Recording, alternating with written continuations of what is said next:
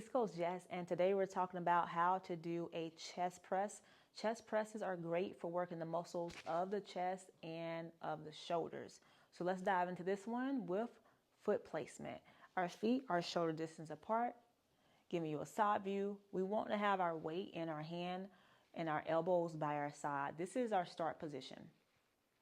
From here, we should feel some tension in our biceps because we're holding the weight here.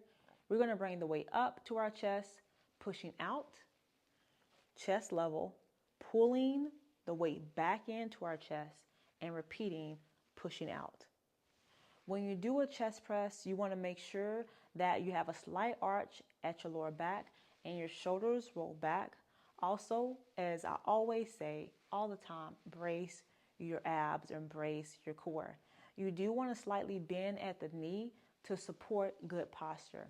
And then from there, you can dominate your movement. One tip I want to give you before you leave is to make sure you control your weight. If you cannot control this weight where you feel like you have to almost come off your toes, the weight is too heavy. If you feel like you're lifting and you can't really get that extension, so maybe you're lifting halfway, right? Or maybe you're lifting and your arms are falling down because the weight is too heavy. Again, the weight is too much for you, okay? So make sure you lift safely and properly, and I'll see you on the next how-to video.